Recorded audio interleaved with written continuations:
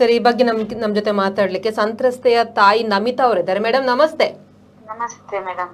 Madam, ಈಗ ಈ ಒಂದು ಸಮಸ್ಯೆ ಅನ್ನುವಂಥದ್ದು ತುಂಬಾ ದಕ್ಷಿಣ ಕನ್ನಡ ಜಿಲ್ಲೆಯಲ್ಲಿ ತುಂಬಾ ಒಂದು ಇದರಲ್ಲಿರುವಂಥದ್ದು. ಸೊ ನೀವೇನ್ ಹೇಳ್ತೀರಾ, ನಿಮ್ಮ ಮನೆಯ ಪರಿಸ್ಥಿತಿ ಯಾವ ರೀತಿ ಇದೆ ಅಥವಾ ನಿಮ್ಮ ಮಗಳ ಪರಿಸ್ಥಿತಿ ಯಾವ ರೀತಿ ಇದೆ, ಏನೆಲ್ಲ ಹೋರಾಟಗಳನ್ನ ಮಾಡ್ತಾ ಇದ್ದೀರಾ ಅನ್ನೋ? ಇತ್ತೀಚೆಗೆ ತುಂಬಾ ಹೋರಾಟ ಮಾಡಿದ್ದೇನೆ. ಅಷ್ಟೇ ನನ್ನ ಜೊತೆ ಯಾರು ಇಲ್ಲ ಇತ್ತು, ಯಾವ ಸಂಘ ಸಂಸ್ಥೆಗಳು ಯಾರು ಇಲ್ಲ ಇತ್ತು. ಅದರಿಂದ ನಮ್ ಜಾತಿ ಕಮಿಟಿನವರೇ ವಿಶ್ವಕರ್ಮದವರು ಬಂದಿದ್ದಾರೆ. ಉಳಿದ ಎಲ್ಲ ಕಾಂಗ್ರೆಸ್ನವರಾಗ್ಲಿ ಬಿಜೆಪಿ ಅವರಾಗ್ಲಿ ಎಲ್ಲ ಈಗ ನಮ್ಗೆ ಸಪೋರ್ಟ್ ಇದ್ದಾರೆ. ನಮ್ಗೆ ಮಹಿಳಾ ಇದೆ ಸಪೋರ್ಟ್ ಇದೆ. ತುಂಬಾ ಸಪೋರ್ಟ್ ಗಳು ಈಗ ನನ್ಗೆ ಬರ್ತಾ ಇದೆ. ಇನ್ನು ಕೊಡ್ಬೇಕು ಅಂದ್ರೆ ನಮ್ಗೆ ಬೇಕಾದದ್ದು ಇಷ್ಟೇ, ಹುಡುಗನನ್ನು ನಮ್ಗೆ ತಂದು ನಿಲ್ಲಿಸಿ ರಿಜಿಸ್ಟರ್ ಮಾಡಿಸಿ ಕೊಡಿಸಿ, ಮಗಳಿಗೆ ನ್ಯಾಯ ಕೊಡಿಸಿ ಅಷ್ಟೇ. ಹುಡುಗನಿಗೆ ಶಿಕ್ಷೆ ಆಗ್ಲಿ ಆ ಇದ್ರಲ್ಲಿ ನಾವು ಮಾತಾಡ್ತಿಲ್ಲ. ಹುಡುಗ ಬರ್ಬೇಕು, ಎದುರು ಬಂದು ಅವನು ರಿಜಿಸ್ಟರ್ ಮ್ಯಾರೇಜ್ ಆಗ್ಬೇಕು, ಒಂದು ಮಗುವಿಗೆ ತಂದೆ ಸ್ಥಾನ ಕೊಡ್ಬೇಕವ, ಅಷ್ಟೇ ನಾವು ಕೇಳ್ತಿರೋದು. ಅಂದ್ರೆ ಈಗ ಈ ವಿಷಯದಲ್ಲಿ ನಿಮ್ಗೆ ಅವನಿಗೆ ಶಿಕ್ಷೆ ಆಗ್ಬೇಕು ಅನ್ನಂತ ಯಾವುದೇ ಉದ್ದೇಶ ಇಲ್ಲ, ನಿಮ್ಮ ಮಗಳಿಗೆ ನ್ಯಾಯ ಸಿಗ್ಬೇಕು ಅಂತ.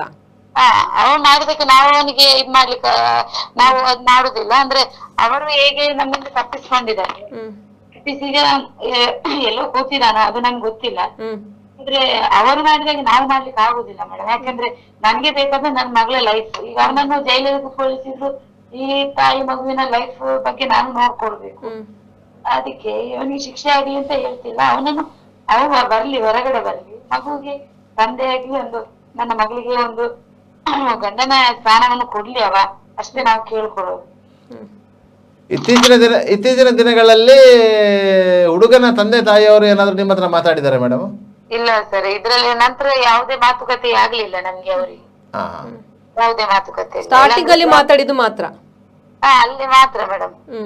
ನಂತರ ನಮ್ದು ಡೆಲಿವರಿ, ಈಗ ನಾನು ಕೇಸ್ ಕೊಟ್ಟ ನಂತರ ಡೆಲಿವರಿ ಆದದ್ದು ಯಾವ್ದು ಮಾತುಕತೆ ಇಲ್ಲ ನಮಗೆ. ಹಾಗೆ ಈಗ ಅವರು ನಿಮ್ಮ ಅಕೌಂಟಿಗೆ ಏನು 10,000 ರೂಪಾಯಿ ಪೇಮೆಂಟ್ ಮಾಡಿದ್ದಾರೆ ಅಂತ ಮಾಹಿತಿ ಇದೆ, ಹೌದಾ? ಸ್ಕ್ರೀನ್ ಶಾಟ್ಗಳು? ಹೌದು ಸರ್, ಅದು ಅಂದ್ರೆ ಹಾಸ್ಪಿಟ್ಲಿಗೆ ಅಲ್ಲಿ ಮಗು ತೆಗಿಸ್ಲಿಕ್ಕೆ ಅಂತ ಅದು ಕೊಟ್ಟದ್ದು. ಹೌದು, ವಿಷಯ ಗೊತ್ತಾದಾಗ ಮಗುವನ್ನು ತೆಗಿಸ್ಲಿಕ್ಕೋಸ್ಕರ ನಿಮ್ಗೆ ಹಣವನ್ನು ಹಾಕಿರುವಂತದ್ದು? ಹೌದು, ಹಾಕಿರೋದು. ಆಮೇಲೆ ನೀವು ಮಾತುಕತೆ, ಎರಡು ಫ್ಯಾಮಿಲಿಯವರು ಕುತ್ಕೊಂಡು ಮಾತುಕತೆ ನಡೆಸಿದಾಗ ಅವನಿಗೆ 23 ಆಗುವ ಮುಂಚಿನ 22ನೇ ದಿನ ನಾವು ಮಾತುಕತೆಯಲ್ಲಿ ಮಾಡಿದ್ದು. ಹುಡುಗ ಹುಡುಗಿ ಮಾತಾಡ್ಲಿ ಅಂತ ಅವ್ರ ತಂದೆ ಮಾಡಿದ್ರು.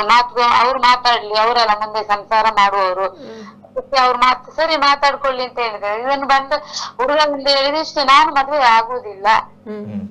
ಅಂದ್ರೆ ಅವನು 21 ವರ್ಷ ಆದ ಮೇಲೆ ಮದ್ವೆ ಆಗುದಿಲ್ಲ ಅಂತ ಹೇಳ್ತಿರುವಂತದ್ದು? ಅಲ್ಲ, 21 ವರ್ಷ ಆಗೋ ಮುಂಚೆನೆ ಇಂದು 22ನೇ ತಾರೀಕಿಗೆ ಬಂದಾಗ ಹಾಗೆ ಹೇಳಿದ್. ಇದಕ್ಕಿಂತ ಮುಂಚೆ ಮಗಳ ಹತ್ರ ಹೇಳಿದ ಇಷ್ಟೇ, ನಾನ್ ಮನೆಯವ್ರನ್ನ ಒಪ್ಪಿಸ್ತೇನೆ, ನನ್ಗೆ ನೀನು ಅವನೇ ಪ್ರಪೋಸಲ್ ಮಾಡಿದ ಕಾರಣ ನಾನ್ ಆ ಮನೆಗೆ ಒಪ್ಪಿಸ್ತೇನೆ ಅಂತ ಹೇಳಿದಾನೆ. ಯಾವಾಗ ತಂದೆ ತಾಯಿ ಈಗ ಈ ವಿಷಯ ಬಿತ್ತು, ಅದ ನಂತರ ಅವ ಚೇಂಜ್ ಆದದ್ದು, ಅಂದ್ರೆ ಫುಲ್ ಚೇಂಜ್ ಆದ. ನಾನು ಒಪ್ಪುದಿಲ್ಲ, ನಾನು ಆಗುದಿಲ್ಲ, ನನ್ಗೆ ಅವರಿಗೆ ಬೇರೆ ಯಾರೋ ಇದ್ದಾರೆ ಕಾಂಟ್ಯಾಕ್ಟ್ ಆಗಿ ಅಂತ ಹೇಳ್ತೇನೆ ಅಂತ ಹಾಗೆ ಬರ್ತಾವ. ಮತ್ತೆ ಅವರ ತಂದೆ ತಾಯಿ ಸಪೋರ್ಟ್ ಇಂದ ಬರ್ತಿರೋದು. ತಂದೆ ತಾಯಿಯ ಒತ್ತಡಗಳಿಂದಾಗಿ ಮಗ ಬೇರೆ ರೀತಿಯಾಗಿ ಮಾತಾಡ್ತಿದ್ದಾನೆ, ಬೇರೆ ರೀತಿಯಾಗಿ ಮಾತಾಡ್ತಾ ಇದ್ದಾನೆ. ಈಗ ನಿಮ್ಮ ಮಗಳು ಅವರ ಮನೆಗೆ ಹೋದಂತ ಸಂದರ್ಭದಲ್ಲಿ ಅವರ ಮನೆಯವರಿಗೆ ಗೊತ್ತಾಗಿರ್ಲಿಲ್ಲ ಅಂತೆ? ಮನೆಯಲ್ಲಿ ಯಾರು ಇಲ್ಲ ಇತ್ತಂತೆ. ಇಲ್ಲ. ಈಗ ಅವರ ತಾಯಿ ನಿಮ್ಮ ಮಗಳ ಟೀಚರ್ ಅಲ್ವಾ? ಹೌದೌದು, ಟೀಚರ್, ನಗರ ಟೀಚರ್. ಅಂದ್ರೆ ತಾಯಿ ಕೂಡ ನಿಮ್ಗೆ ಬೆದರಿಕೆಯನ್ನ ಹಾಕಿದ್ದಾರೆ ಅನ್ನುವಂತ ಮಾತನ್ನು ನೀವು ಹೌದು, ಅಂದ್ರೆ ಹಾಸ್ಪಿಟಲ್ ಇಂದ ಹೊರಗಡೆ ಬರುವಾಗ ಹೇಳಿದ್ದಾರೆ ಅವರು. ಅಂದ್ರೆ ನಾವು ಹುಡುಗನನ್ನು ಯಾವತ್ತು ನಾವು ಅವನಿಗೆ ಬೈಲಿಕ್ಕೆ ಆಗ್ಲಿ ಏನೇ ಇದಾಗ್ಲಿ ನಾವು ಹೋಗಿಲ್ಲ. ಅವ್ನು ನನ್ಗೆ ತಿಳಿದ ನಂತರನು ನಾನು ಅವನಿಗೆ ಯಾವ ಮಾತು ಹೇಳಿದವಳಲ್ಲ. ಯಾಕಂದ್ರೆ ತಪ್ಪು ಇಬ್ರಿಂದನೂ ಆಗಿದೆ. ಅವನಿಗೆ ಬೈದು ಇವರಿಗೆ ಬೈದು ಏನು ಪ್ರಯೋಜನ ಇಲ್ಲ ಈ ಇದರಲ್ಲಿ. ಇಬ್ರು ಕುತ್ಕೊಂಡು ಹೋಗುವಂತ ಇದು ಅದ. ಅದಕ್ಕೆ ಎತ್ತವರು ಆದವರು ಅದನ್ನು ಇದ್ ಮಾಡ್ಕೊಂಡು ಹೋಗ್ಬೇಕು, ಅದು ತಪ್ಪನ್ನು ಸರಿ ಮಾಡ್ಕೊಂಡು ಹೋಗ್ಬೇಕು ಹೊರತು ಅವರಿಗೆ ಸಪೋರ್ಟ್ ಕೊಡ್ಬಾರ್ದು. ಅಂದ್ರೆ ನೀನ್ ಆಗಬೇಡ, ನೀನು ಇದ್ ಮಾಡ್ಕೋಬೇಡ ಅಂತ ಹೇಳಿದ್ರೆ ಅವ್ರು ಅದನ್ನೇ ಕಲಿತಾರಲ್ವಾ.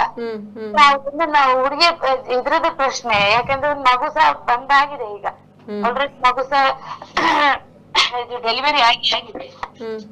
ಹಾಗೆ ಈಗ ಆಗುದಿಲ್ಲ ಅಂತ ಹೇಳಿದ್ರೆ ಅದಕ್ಕೆ ಅರ್ಥ ಅಂತ. ನಿನ್ನೆ ಮಂಗಳೂರಿನ 6ನೇ ಹೆಚ್ಚುವರಿ ಸೆಷನ್ಸ್ ನ್ಯಾಯಾಲಯವು ನಿಮ್ಗೆ ನೋಟಿಸ್ ಮಾಡಿತ್ತು. ನೋಟಿಸ್ ಮಾಡಿದ್ದು ನೀವು ಹಾಜರಾಗಿದ್ದೀರಿ? ನಾನು ಹಾಜರಾಗಿದ್ದೇನೆ ಸರ್.